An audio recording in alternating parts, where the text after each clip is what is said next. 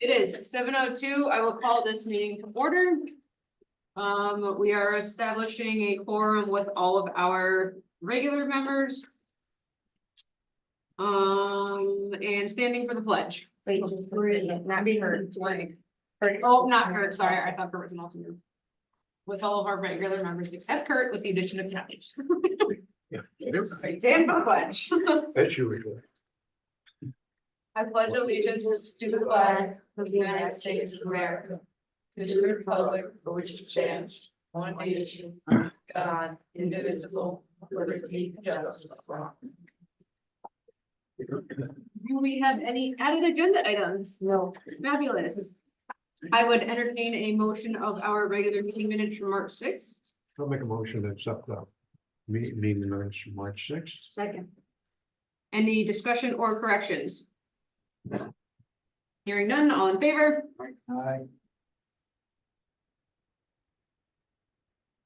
All right, we have no new applications to be received, no public hearings, no continued public hearings, no new business, no old business, so moving right along to miscellaneous. We have an update for 140 rear South Main Street wetlands filling report given by representatives from the BSC group and prepared by CMB Environmental and Engineering Services. So feel free to bring your chairs on up. All right, sounds good. It was fast.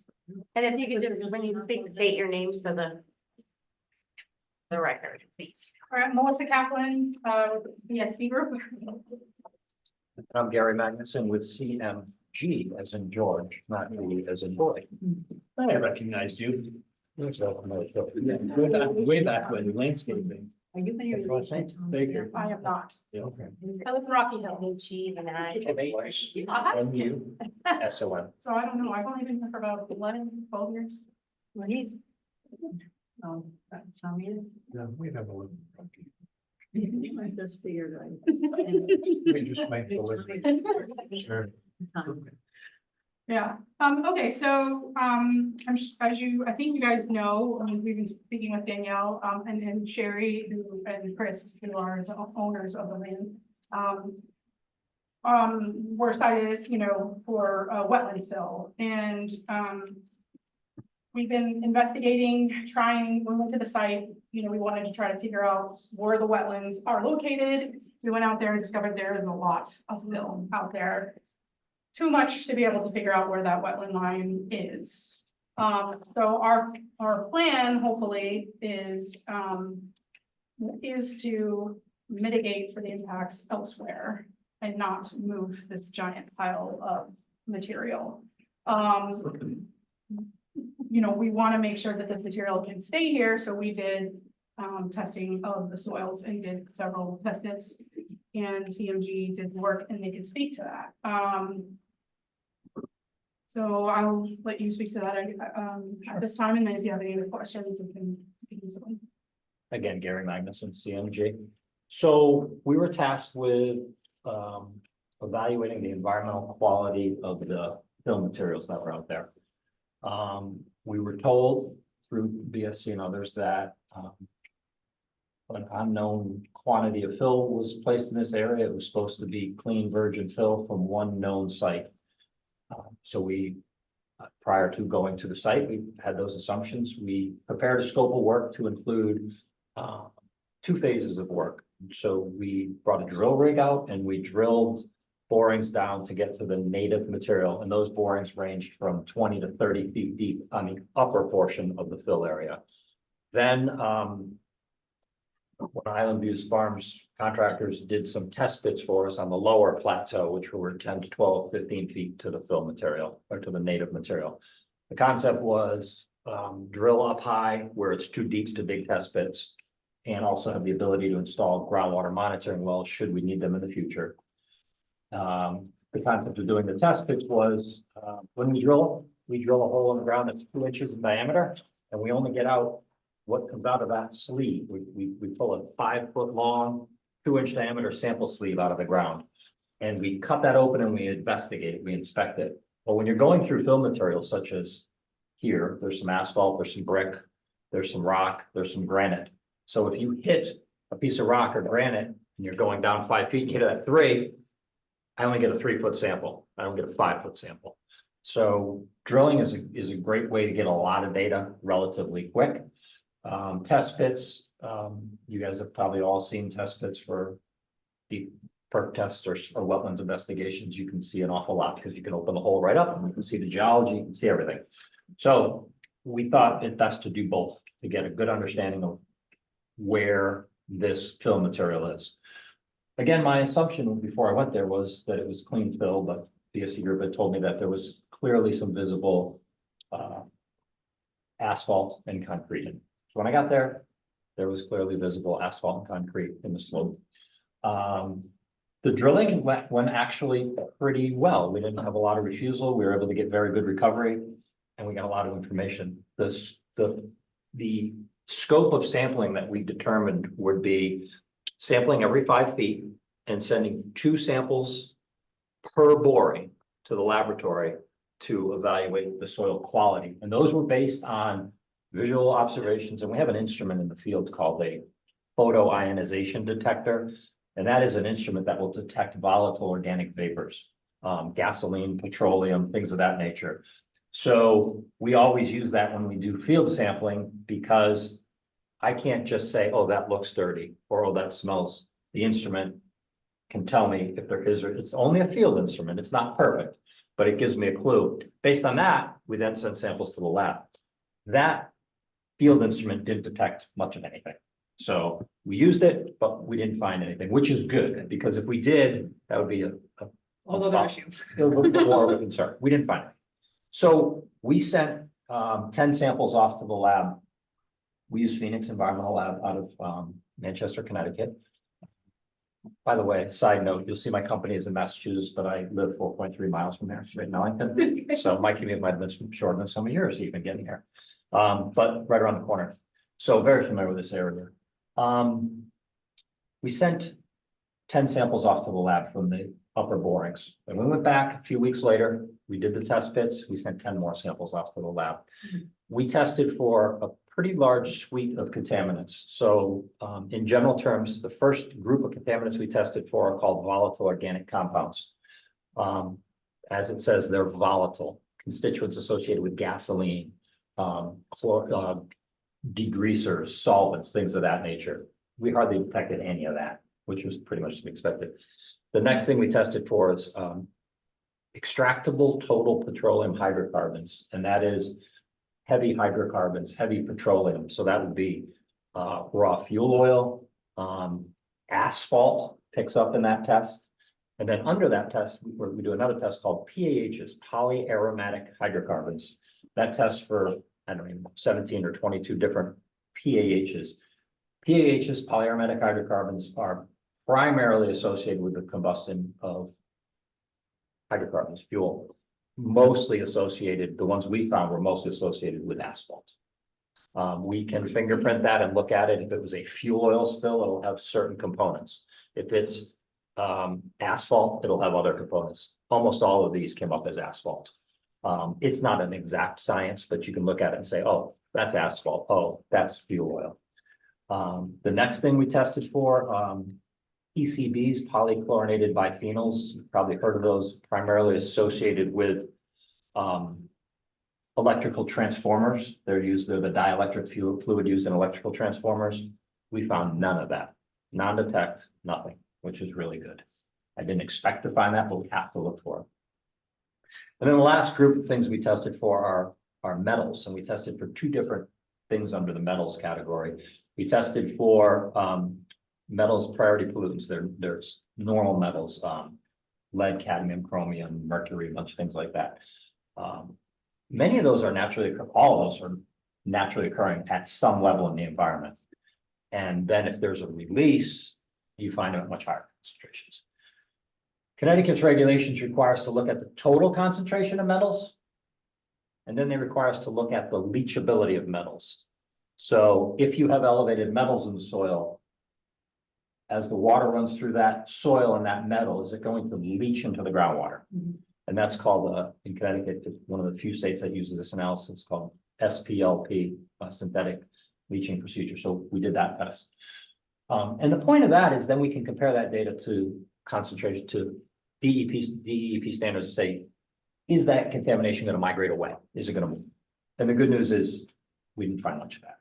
So I apologize for that being a little bit detailed, but I wanted to explain to you what we tested for. An awful lot of testing and an awful lot of tests. The results of all this show that there is no significant environmental hazard, which is DEEP's current thresholds for notification. So all this data, and all the detections, we had detections in many samples. A lot of those detections are naturally occurring, they're metals. But we also had detections of those PAHs, polyaromatic hydrocarbons, in a lot of the samples. And I think 8 of them, of the 20, had PAHs above DEEP's standards, but not above anything requires notification. So there's a difference between having to notify and exceeding a standard. Nothing here exceeds a notification threshold.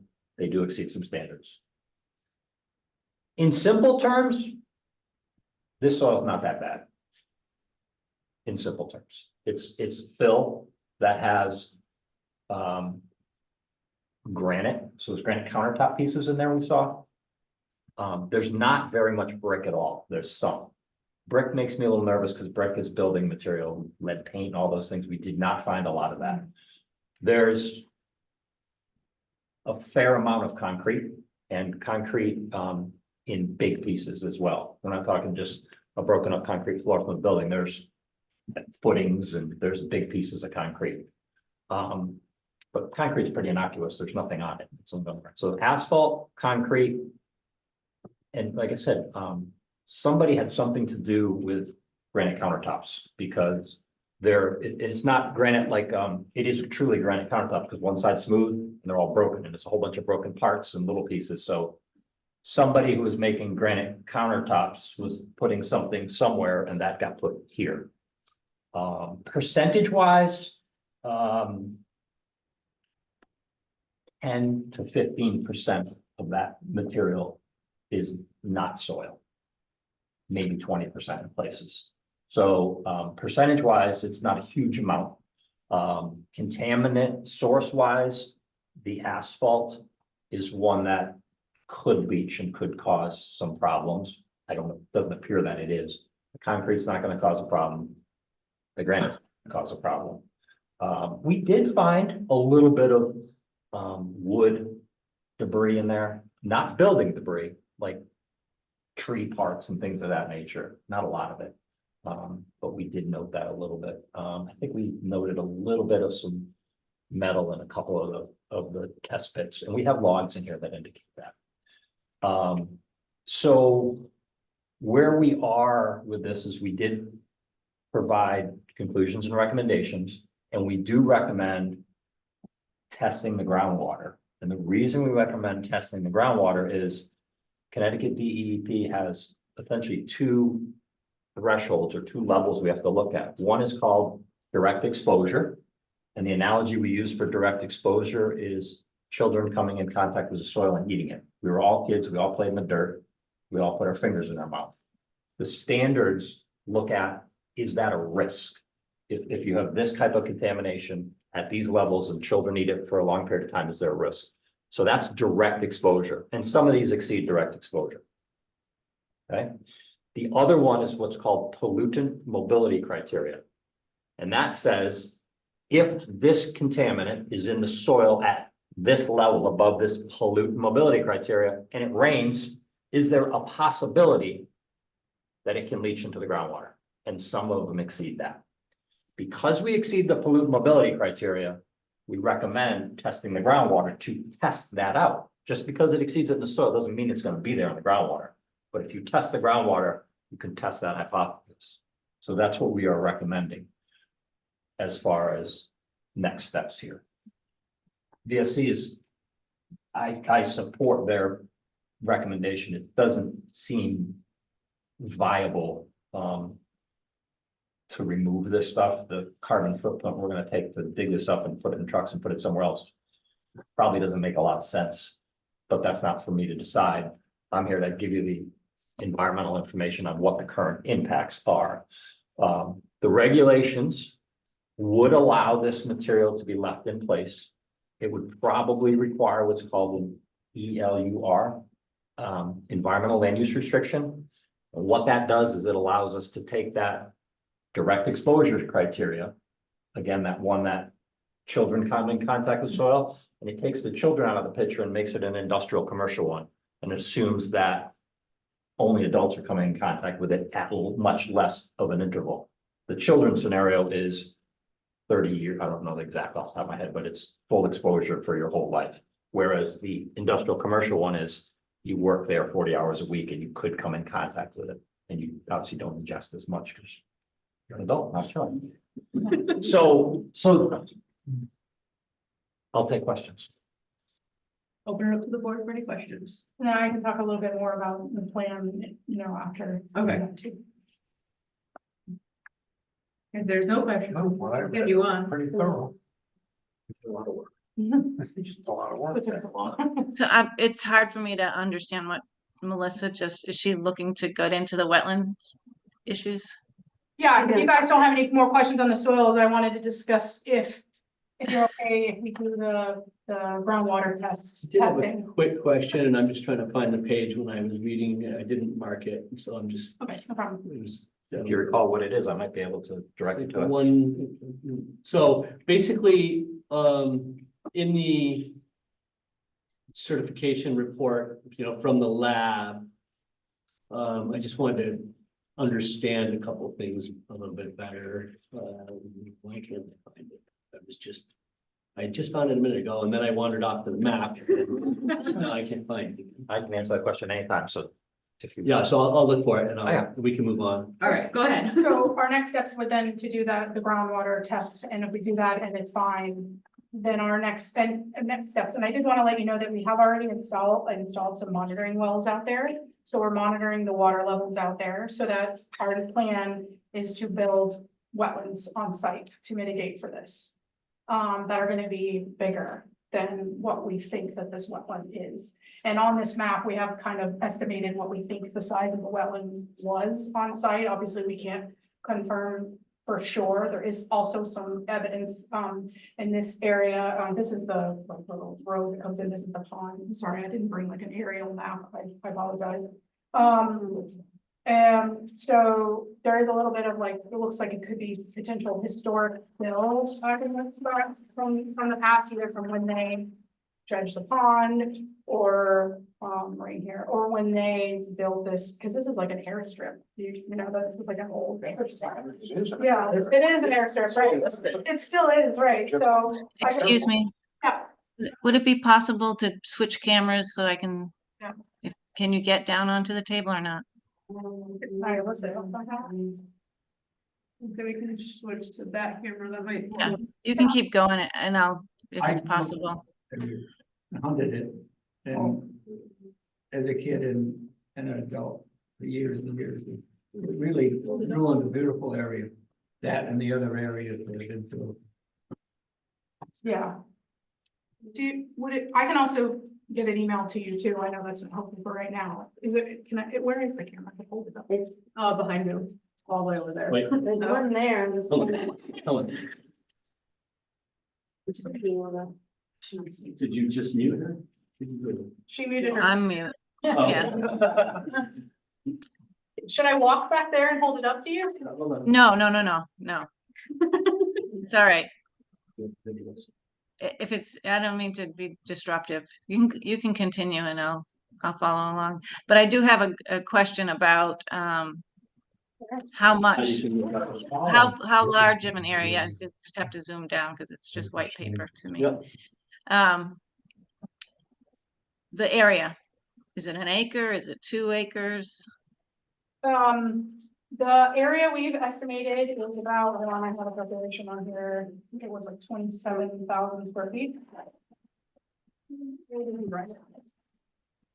Hold on one second. Half an acre. Yeah. Yeah. Yeah, it's a little more than a half an acre. Sounds about. Hold on one second. And that's the area of Scale. impacted wetlands you're estimating? Correct. And the area of fill is how wide? 27,000, sorry. How wide? Well, what area Square feet, you mean? 27,000 square feet, for the total area of? yeah. And that's based on, what we did is we did a LiDAR, and, you know, based on the topography and historic imagery as best we can, that's what we, have determined. So there is a lot of water moving on the site too, just because this area has been filled, and so, there used to be, and I know you can't see this, Ruth Ann, but there used to be an old, like, outlet right here and an old ditch that ran through here. And I mean, like, before, like, well in the past. And I think because that, you know, this outlet here coming out of the pond is gone, is, I think, collapsed. The water is now moving to the side over here and is pooling, and there is some wetland vegetation and hydrology forming here. So our plan is to create, I don't know if you want to call it a rain garden, or, but more of like a wetland area, a small wetland area here that also functions for stormwater catchment. And then, but the bigger plan, because this was, I believe, a forested wetland. So the plan is, and I apologize for not bringing an aerial, is probably to look further, to the west. There's a strip of wetlands that kind of come into the field. And on the north side, you know, there's forest on the side, there's conservation land on the side, is to expand a wetland off of there. So that way we can plant some trees, and we're not putting trees in the middle of a field. So kind of along the edge and expand out into the field. So restoring the field to wetlands at a larger size than 27,000 square feet. So between the two areas, we're proposing to build an area that's 1.5 to 2 times larger than this. Useful intimidation. Yeah. So you see that area just to the east of the red barn. Thanks, Emily. So, there we go, So, thank you. Yeah, so you can see, it looks like there was some sort of previous hydrologic wetland that probably went through this whole site, or in fact, the whole parallel to the Connecticut River. It could have been an old, it could have been the old river, the old, you know, some, you know, back in the day, and then it's just been historically messed with. Backload. Yeah. Okay, that's right, that's what I've heard. But all the way down along that river, it's higher next to the river. And then it goes back gets down. lower to the east, and then it gets that escarpment in there, Yeah, and that goes all the way down through there, so we're way beyond their front. we've installed some monitoring wells, we've delineated the site, and we were looking at possibly expanding that area that's to the north on the east side of it. Here, I'll come quick. Right here. Can you just use the mouse? That way Ruth Ann Yeah, can see, because we sorry. are sharing the screen. Thank you. So, so we're looking to expand over here. Can you, point out the filled area? So this is where we're, yeah.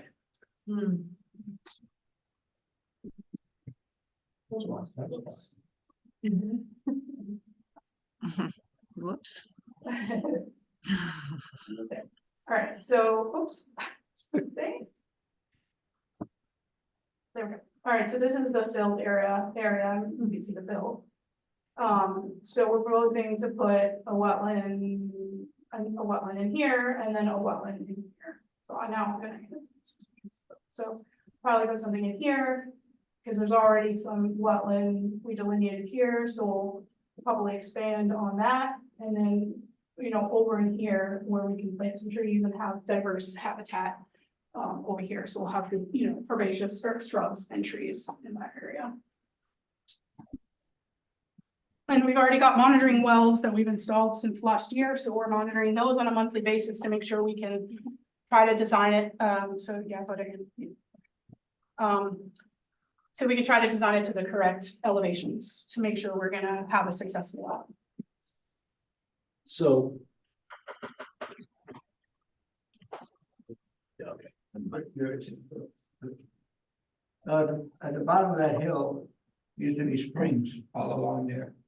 That seep out from that.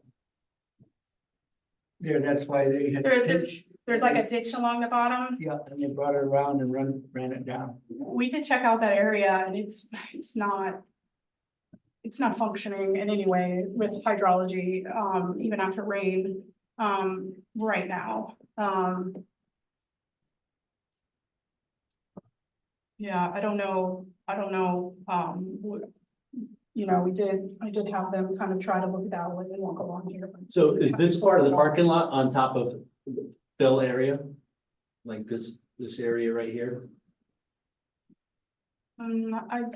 I think that that's already been, I don't think that that's the bill, I think it starts further back from there. Hard to tell. What year is that photo? That's 2024. Looks like on the bottom. That's why it's slow there. Yeah, it is. All right. So, yeah, if that's 2020 back. Is that parking lot Yeah. expanded drastically from the 2019 imagery? Yeah, Yeah, if that's 2024. A little bit of that is part of the fill. Not much because we put our borings up on the top. It's about half of. yeah, I would say it's Yeah. probably like this little bit is the parking, you can see that one right here. But yeah, because that's the top of the embankment. So this is the top of the embankment, so probably just this section there was parking.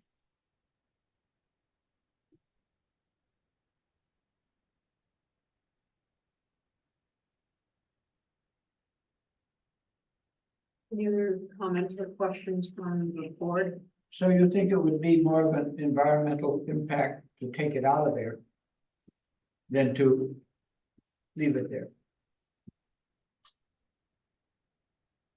Well, I just look at the carbon footprint of The amount of trucks that. trucks and banging it out of there. It's feasible. You could certainly do it. It's not a difficult thing, but I would look at the environmental degradation that it's caused. Clearly, it's created an issue to a wetland. I can't speak to the proposed changes, but it looks like BSC is on top of that and proposing more to restore more than what was damaged. My question is, or my job here to answer is it creating a negative environmental impact? Is it going to make things worse? With an ELUR, environmental land use restriction on it, and there already are some asphalt grindings on the top, which will help to reduce infiltration. Tailings? Tailings, yeah, looks like No. there's some tailings up there. I don't know when they were put there. There's not much, very little where we were working, but the other portion of this property has some tailings on it. So if you reduce the infiltration, change the grades a little bit so that you don't have erosion. I don't think it's going to, again, once I test the groundwater, but I don't feel that it's going to create much of an environmental impact to the area. And how long would you test how long a period would you do the testing for the water? We would test it once, and if it didn't come, we go, Because, no, you know, the impact is gonna be, could be over for the years perceiving, not just for 1 year. what we would do is look at it initially now. So the material was placed there in 2000. What was the year? It's been a couple of years. Yeah. 19 or 2021? Yeah, Like I that. think it started then. So we would look at it now. Mhm. If there's no impact now, we can say there's no impact now. I can't predict what's gonna be like in 20 years. But, we look at those DEEP pollutant mobility criteria, and they say if it has a potential to leach and we don't find it at all, then it isn't currently leaching. I think the biggest issue, my recommendation would be to, if it's gonna stay there, is to clean it up so that there's no asphalt and concrete sitting on the edges. And then two, change the grades enough so that you don't have any infiltration, significant infiltration through that area. Make the runoff come around into a rain garden or whatever you guys are proposing. And I don't think it's gonna be a lot different than any other parking area. Could it be seeded? Probably, but I don't know if it'll grow. Maybe you could scratch off, you could scrape off the little bit of the millings that might be on top and put down some loam or something and you see that, and yeah, you'd be surprised. Yeah, I mean, it's going to, a large portion of it now is an unusable slope. So if you look at if the area that was filled is 27,000 square feet, probably 5,000 is usable, 22,000 is a slope.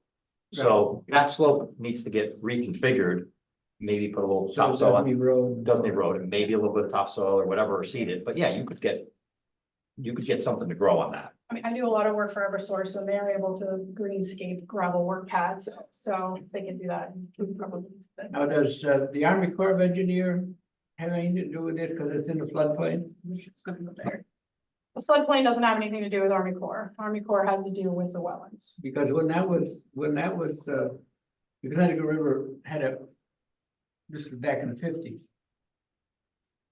Surveyed that all along the top of that slope, and there's a certain amount that is in the floodplain, and it goes right up to the slope. Or some places it goes up to the top of the slope. That is supposed to be under the jurisdiction of the Army Corps of Engineers. All waters of the US are under the jurisdiction Right. of the Army, And the floodplain area, not flood, no, just waters of the US, which are wetlands and streams. And that is the other thing, is that portion of this is in. yes. Yeah. So Yes. Go ahead, Ruth. the amount of fill that is in the wetland area that has been lost, does that trigger a violation? Like, is there a violation of the Clean Water Act? I think like it's over 4,000 square feet, right? It has to, Mm-hmm. I mean, And it's pretty deep. yeah, Corps has to get involved anyway for approval, don't they? Yes. Well, that's what I'm just wondering, as you deliberate on this, how, in the They end, would if require a Army mitigation Corps, plan, right? They Yeah. would require. Right. a mitigation plan, and that's what- like, the Penske site, it's a mitigation of a wetland in lieu of, the farmland, the loss of the wetland where they farmed over there. Yeah, it just brings up an issue that, there's a decision for the board to make. Well, I think that, It may not be in alignment, with the Army Corps. right, I guess I was gonna say The Army, I'm sorry. go ahead. I was saying the Army Corps would allow us to go to if it was a normal project and you were gonna propose to fill, a wetland Above or 4,000 feet, above 5,000 square feet. 5,000? Yeah, they would offer, you could go in lieu fee. So then you wouldn't even necessarily have the opportunity to have a mitigation plan on site. Different path though now. Correct. So with this, and of course, the Concom has every right to ask for more.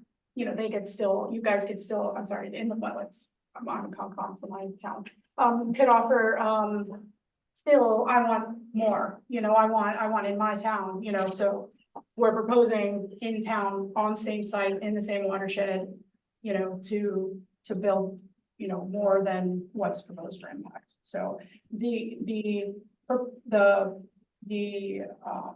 you can do after the facts with Army Corps, and the result would be a mitigation.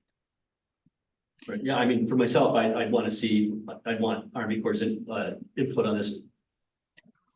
Not only because So- the depth of this fill and the amount of the fill, but we've got, another. Right down the road, not so far, another mitigation in progress. So- Go ahead. If I could just, I'm Sure. sorry, I keep interrupting, but just listening to what Melissa had to offer and thinking about the process, I just want to ask the question, would it make sense to, if you're inclined to mitigate rather than remove and restore, have a plan that you as a board are comfortable with and could approve, and then that goes out, you're gonna need Army Corps permitting anyway, correct, to implement? I think so, yes. Yeah. Yeah. Well, I mean, I personally, I want to hear another opinion. So whether it's Army Corps or we hire somebody or, I want to know what somebody else thinks about this, right? So. Yeah. Before I could feel comfortable with taking a direction, any direction, you know? I would agree with that. I definitely had concerns about the floodplain, just because we have other issues, so. Second opinion, I'm definitely, game for it. But What are you gonna do on the slopes? Because they're absolutely not manageable now. I mean, it kind of goes down the plateaus a little bit and drops off again and wetlands. Meaning, Are we gonna get that so they can mow it or maintain it or at least get some of the steepness out of there so we can get it, grow something to grow in there? I think we've gotta do something, because the longer we wait and the longer we study it, the worse it's gonna get. yeah, I mean, we can definitely make it so that, there's not erosion risk, of course. Whether something's gonna grow, I don't know, we can seed it and with, rye and things like that, that will grow in harsher environments. But the point is that we're calling this an impact, right? So we are proposing to mitigate for that impact. So to replace this and go above and beyond. So we're gonna make it bigger. So that it would be even, it probably even a more improved wetland, because this, system has been impacted, it's been ditched and culverted and, there's, development all around it, things like that. So we're hoping to, do something that's, ecologically sound. More sense of trying to haul all that back out of there. Maybe, maybe not, but yeah, we need more information, I think. What are you gonna do? So I did find my question, on page 175, of the RCP certification report, under SDG comments. It says the client requested a shorter list of elements than the 6010 RCP list. Only the RCRA 8 metals were reported as requested. And then same comment for the 8277 semi-volatile organics. So I guess I just need to understand what's this, the 6010 RCP list and what's the 8270 list and what are we skipping and why? On the bottom of that, because I don't have what page should have a lower right-hand corner. Oh, gotcha. Because I don't have the PDF might be a little different. Yeah, Sure. take me just as long to find those. 53 of 61. There's a couple sets of that.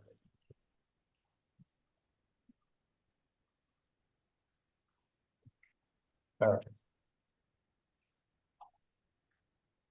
So the RCP certification, this is a certification that the lab provides to say that we met all the applicable standards. When we submit, just see which one, 53 of 61. I think it's repeated on a couple of them. It but, would be, yeah. But it's, So 6010 is a list, that's an EPA method. And the list is basically everything. When you do a site, you look at would be normally expected. RCRA 8 is the normal batch of chemicals you would test for. The other ones, we just generally don't test for them because we generally don't Industrial find. site or something like that.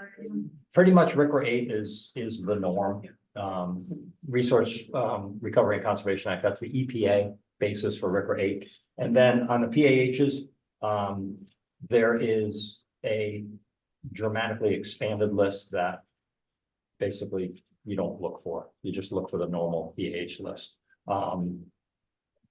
It's so if there was an industrial site there, it might be a different list. you probably wouldn't even do it. We almost in all sites, this is what you look for, that standard PAH list and that standard RCRA 8. Give you you could do the RCRA 14 sometimes, but we just don't normally do it. We just don't normally find them. We don't look for them. So that's what that note is for. And that's good research if you found that, because that's in probably every one of our reports. This is Phoenix provides this, and these are standard. It's not that we said don't test these things. We said test for this. We didn't say don't test for petroleum or don't test. I mean, we tested for things that would be expected to be there. We just didn't test for every single thing under the sun. Okay. That's what that, I need to that's, understand that more, that's all. that's a better, hopefully that helps. Good question. I did also want to say that I did not give you my credentials. I am a professional wetland scientist. So I just want to let you know I've done this before. And I'm in your place, so I understand where you're coming from. I just, I didn't give you my- A hard decision to make because we have someone down the way that we're making remove it. Isn't that right? Hopefully. Very similar things in it.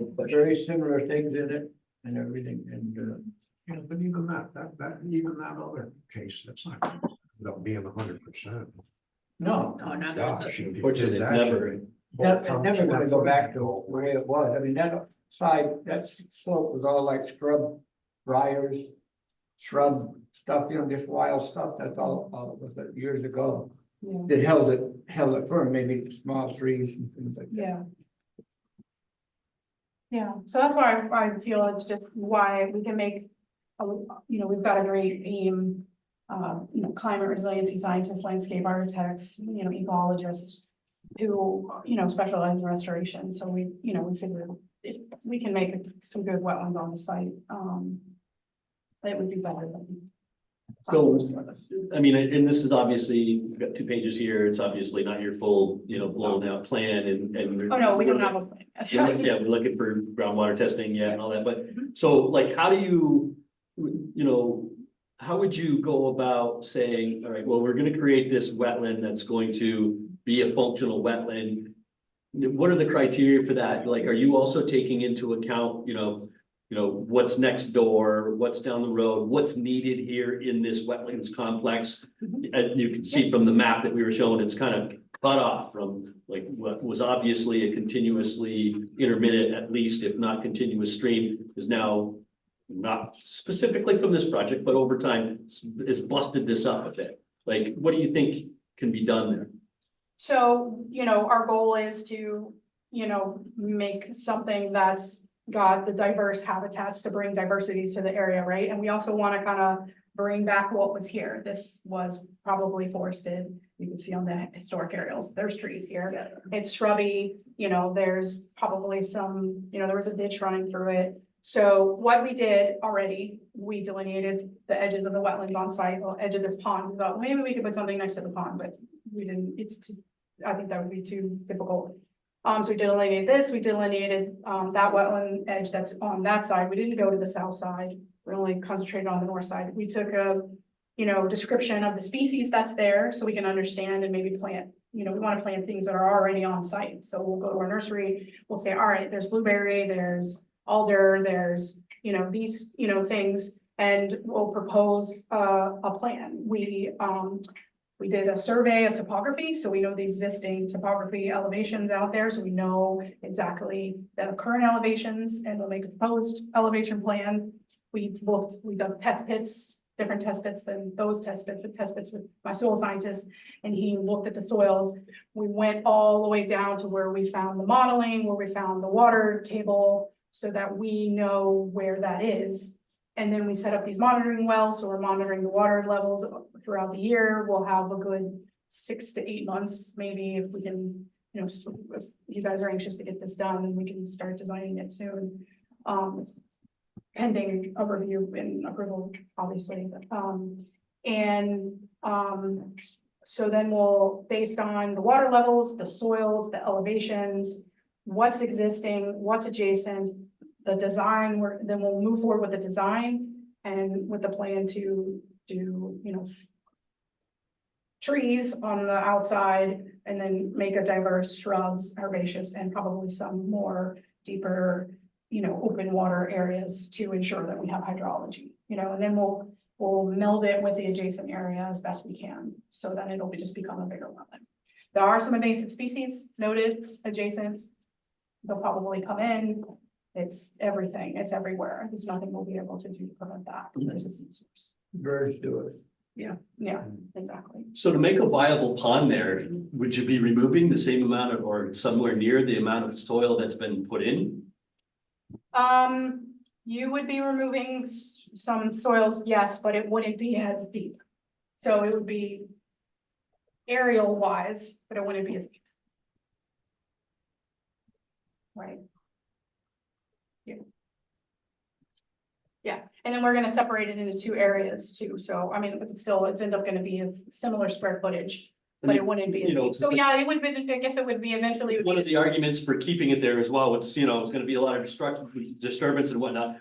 Well, if you're gonna make a hole in the ground, you gotta put that dirt somewhere, which means it's all gotta get That, pulled out of there, that dirt can stay on site though, because you can keep that material on site, we don't have risk of contamination if it can stay on site. Even if we're not gonna test it, because if it's gonna stay on site, you don't have to, right? No, Yeah. it actually would probably be good material Yeah. to fix that slope. I mean, Yeah, it's, yeah, exactly, we could use it on site, they could use it on site for, whatever they want to, that was the plan was, if we were gonna remove this. And it was not all the stuff, they were gonna keep it and use it on site. So the plan would to reuse it, because I mean, it's field, it's, so. It's probably has some organics in it and probably can be used again. You say they were gonna use it? They were gonna remove it? and We were use it gonna keep it on site and they were on gonna site do and it. spread it out, you mean on the, Yeah, with all the concrete in it? no. Oh, No, the thing that was Yeah, a big pond. yeah. Wherever we build the wells, yeah. Kind of river silt, Rick. Huh? It's kind of river silt they're gonna be working. Yeah, I know, well, they just spread it out with the brim on the pond. There'll be a little bit of Spread it disturbance on from the the slope field. and seed it, not gonna grow grass. Yeah. Grass will grow in street sweepings off the road, it's so terrible, it grows beautiful grass. I guess that was first put, grass growing on gravel Grass will roads. grow in. Right, we're bad, so I know it can grow. Well, very comprehensive update, so very much appreciated. We have more information hopefully to come. Yep. And then we can make our decisions from there, I think, if everybody's okay with that. Yeah, I mean, I guess, I don't know what you wanna do next, if you wanna go out and reach out to Army Corps and see, get input with this information, or. I mean, when it comes to the Army Corps, they're gonna want us just to submit the whole mitigation plan. So if we're not gonna do that, I don't wanna offer that, and we would just probably do inlet fee. I guess before I make that decision, I guess I wanna see the groundwater monitoring. Yeah, that's what, Yeah, makes sense. Okay. In terms of, the contamination. Yeah, we can do that relatively quickly. Especially this year, it's the second wettest spring on record, come on, you're Yeah, gonna have it, you're gonna have it. Too long, we can get that to you, and then if you guys feel comfortable, we'll start doing the design, and then we'll come to you with that to approve. Yeah.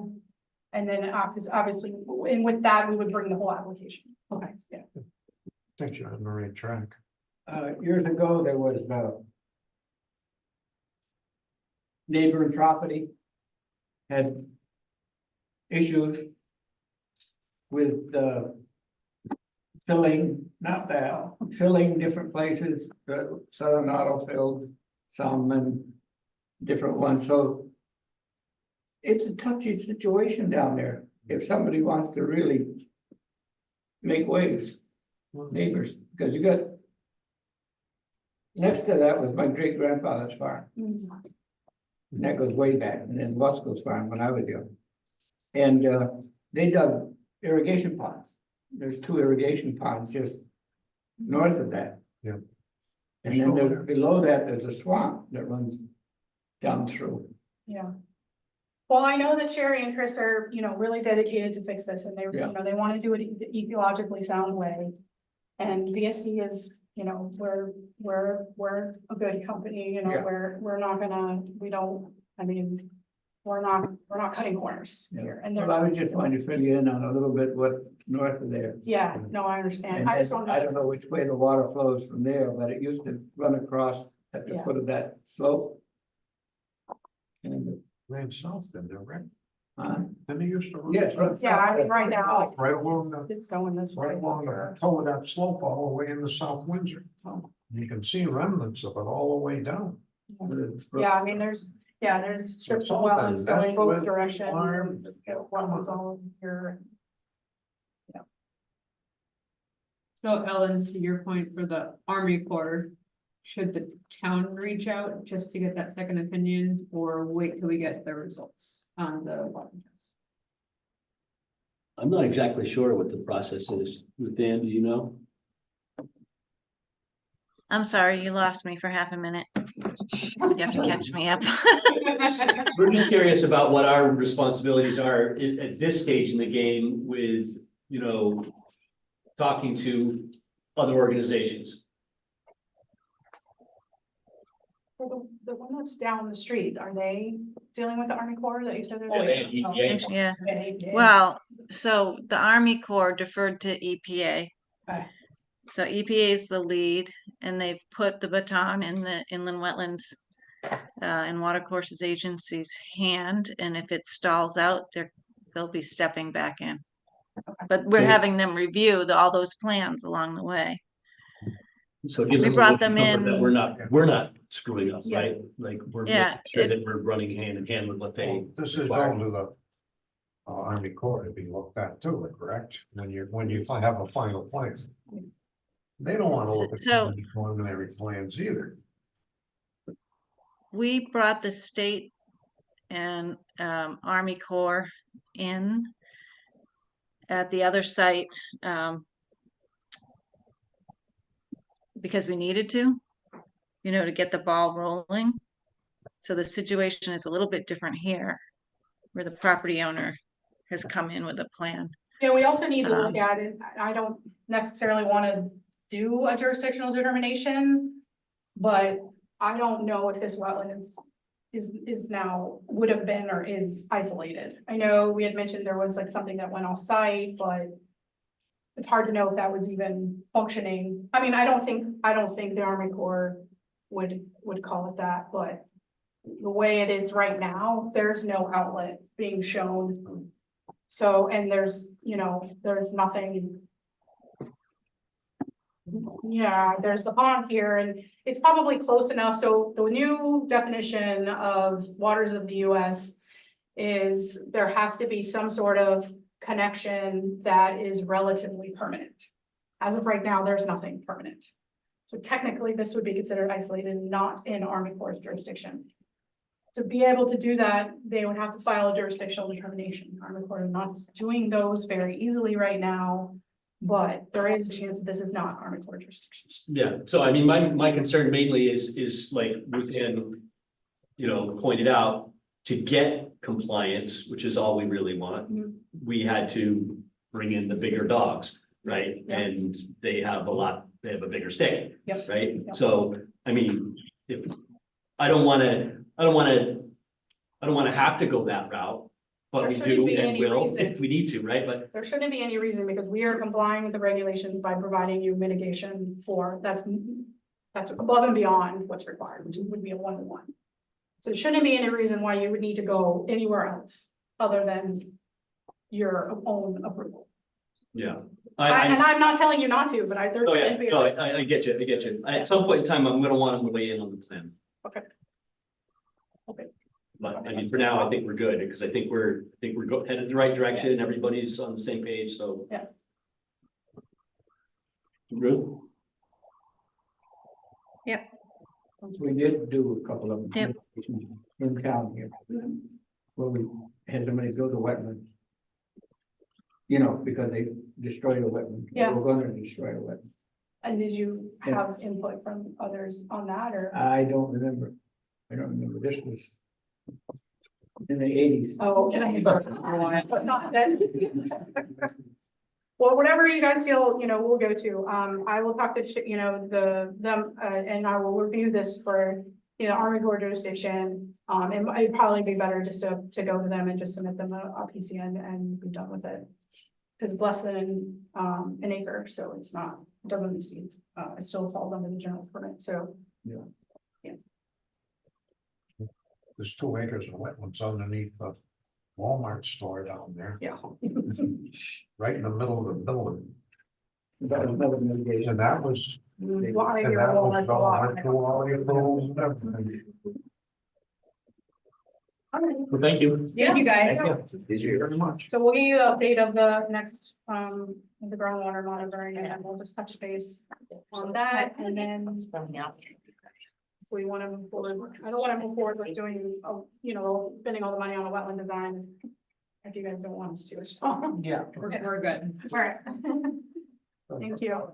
Groundwater should tell you what you. TJ King Cup. Yeah, exactly, so we're monitoring it. It's traveling. How you look familiar?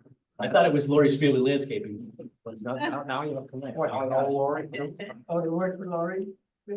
She's my first selectman. Oh, I know that. Yeah, Everybody worked for her at some I point. worked for it. yeah, I did too. I did all the work.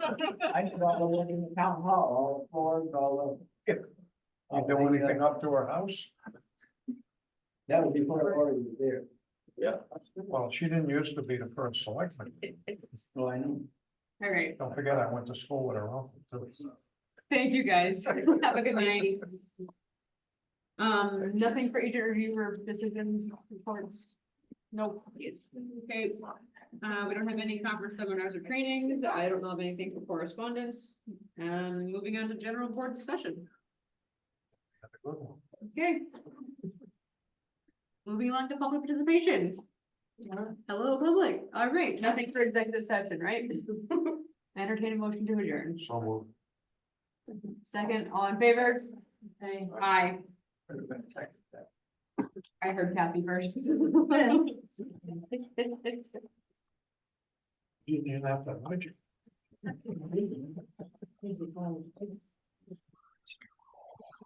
Good night, everybody. Good Thank you night. for- Bye. Good night, everyone. Sleep out there. Stop the recording.